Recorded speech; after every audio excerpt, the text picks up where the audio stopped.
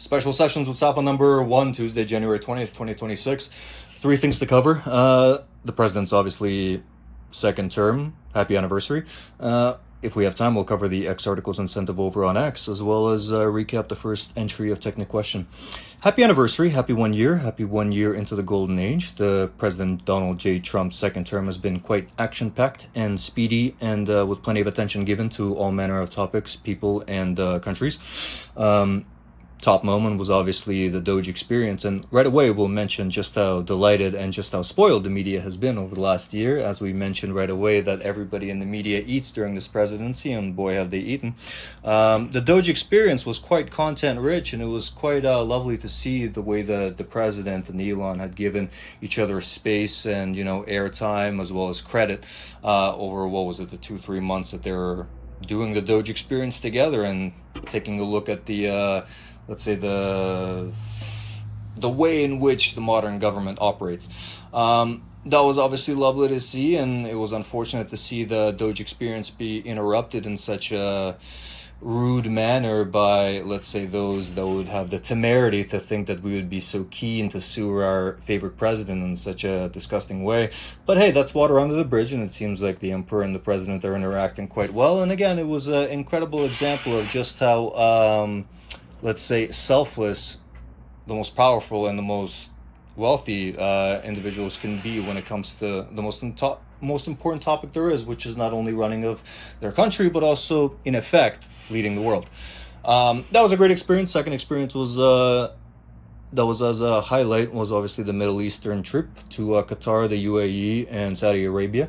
The incredible host, the Crown Prince of Saudi Arabia, had shown to the U.S. His cabinet, his team, and obviously heads of industry that had joined on the trip, and by extension honoring the president and the United States in the process, and obviously what it means as far as the ability of the president to reel in $5-6 trillion in investments out of the 18 in a mere handful of days, something that nobody else could really pull off, and bring in a lot of manufacturing over to the U.S., as well as obviously create lottery winners in companies such as Boeing.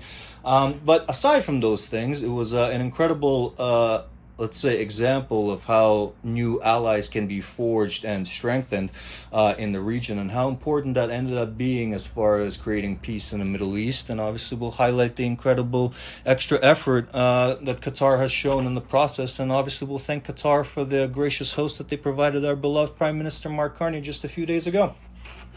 That was the second favorite moment, and we'll obviously touch on the tariffs, what the tariffs were and are, aside from, being a clear incentive to reshore manufacturing that had created an unstable supply chain, and something that has been a useful motivator of behavior, as the head of Pfizer had mentioned when he spoke in the White House, in the Oval Office, while mentioning the president's ability to lower drug prices, something that's a standalone and noteworthy thing on its own.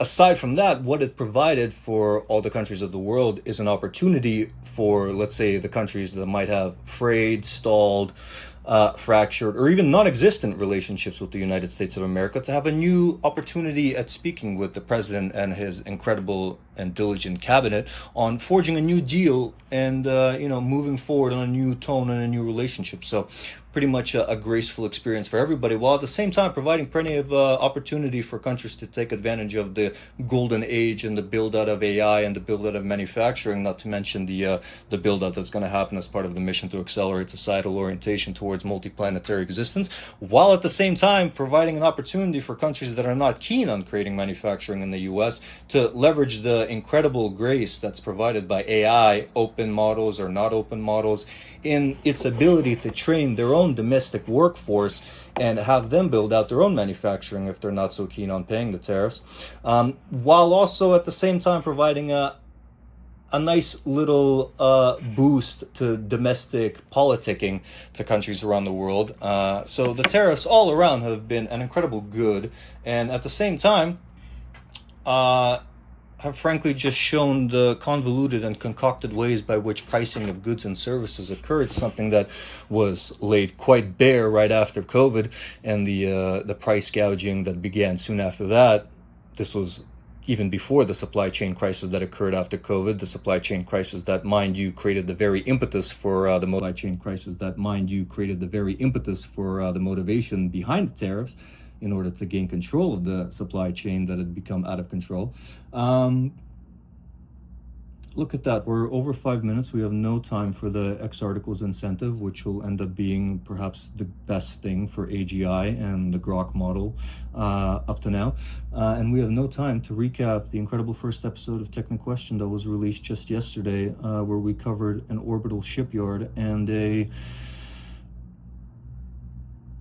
capital ship operator. Look at that. Have a lovely day. Happy anniversary. Have a terrific Tuesday. On the way out, be sure to pop by the store at techniquestion.com.